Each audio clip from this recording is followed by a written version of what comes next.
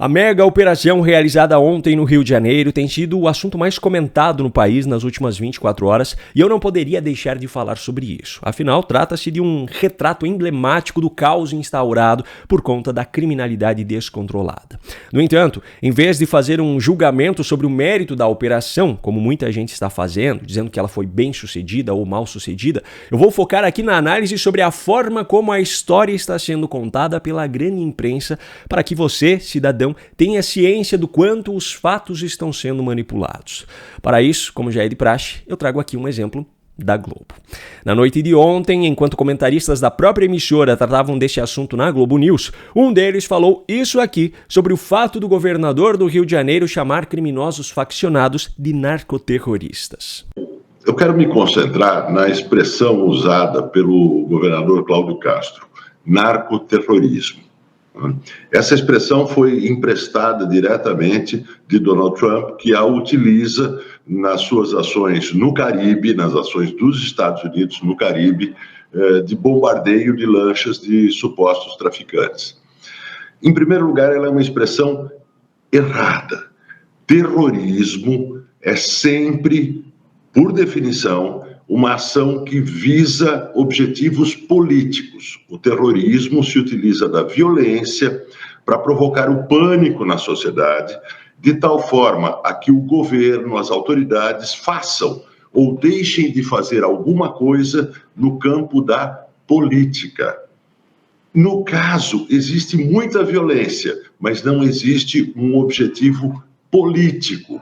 O que o Comando Vermelho faz ao reagir com tiros, com bombas a partir de drones, com barricadas em fogo no Rio de Janeiro, é violência, mas não é terrorismo, porque não tem objetivos políticos.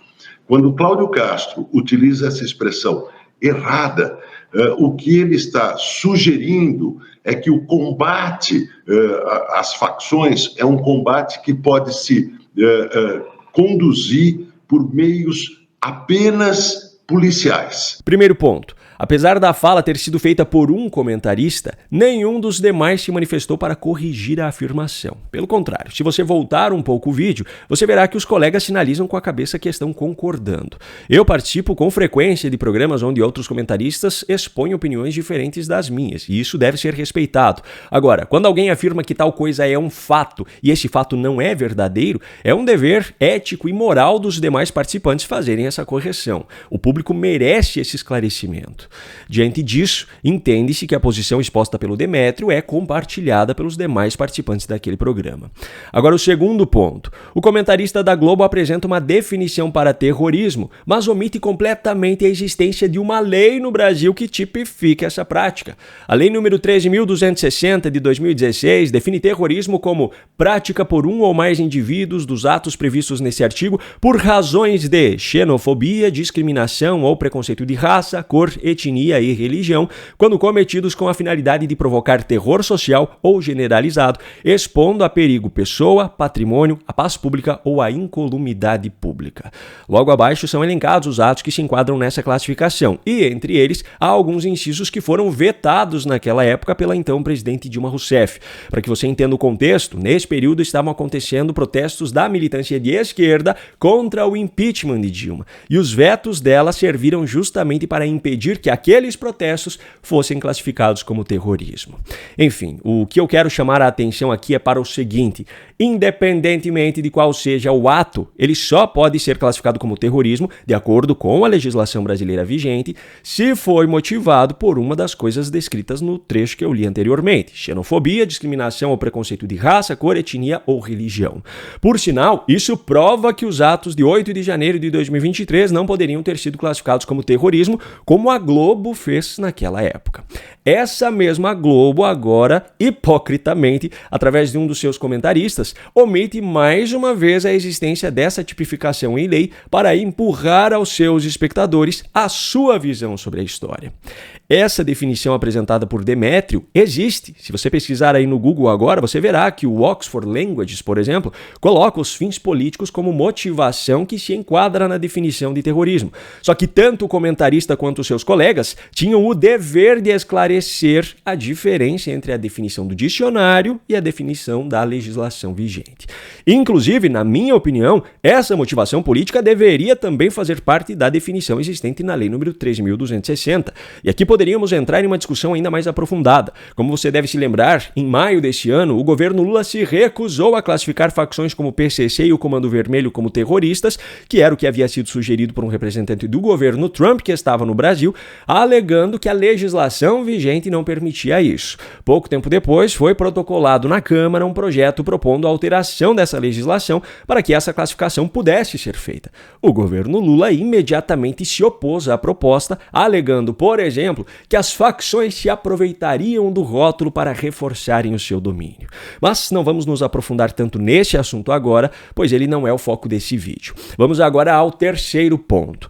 Mesmo que a definição de terrorismo apresentada pelo comentarista da Globo News fizesse parte da legislação, ou até mesmo se fosse essa a definição oficial para o termo, analise aqui comigo o seguinte: essas facções dominam áreas, estabelecem regras dentro delas, cobram taxas dos moradores, passam a controlar o fornecimento de serviços essenciais, exercem poder de polícia e matam qualquer um que ouse contrariar esse novo regime.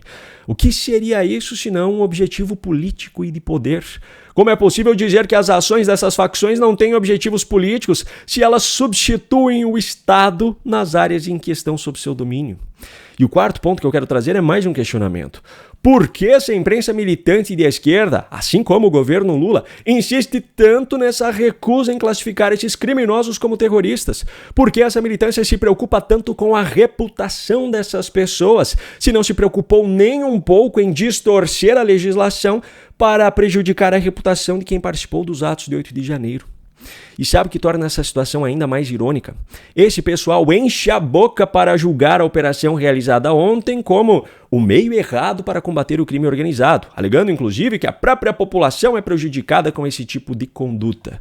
Só que apenas algumas horas antes do comentário do Demétrio ter sido feito, a própria Globo News mostrou um vídeo de moradores retirando por conta própria um ônibus que havia sido colocado pelos bandidos como barricada. As pessoas por conta, as pessoas empurrando um ônibus, tirando o ônibus do meio do caminho. Olha lá. Essa é a zona central da cidade, não muito distante do quartel central da PM. A cena registrada é praticamente um pedido de socorro. É como se os moradores implorassem para que a polícia fosse adiante. Mesmo assim, um bando de militantes travestidos de jornalistas, do conforto dos seus estúdios, acha que tem moral para falar sobre aquilo que a população que vive nessas áreas realmente precisa.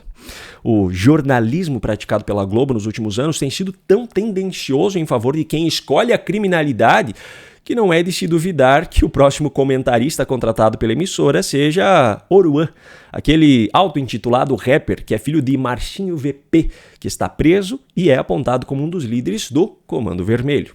Ontem, Oruan fez uma publicação dizendo que por trás do fuzil há um ser humano. Pois é, o problema é que esse ser humano escolheu estar com o fuzil nas mãos. Então ele que aguente receber o troco na mesma moeda. E como se toda essa hipocrisia já envolvida nessa história não bastasse, ainda era preciso aparecer aquele personagem presente em tudo nesse país. Alexandre de Moraes. O ministro onipresente assumiu a chamada ADPF das favelas, que tramita no Supremo Tribunal Federal, e tinha Luiz Roberto Barroso como relator até então.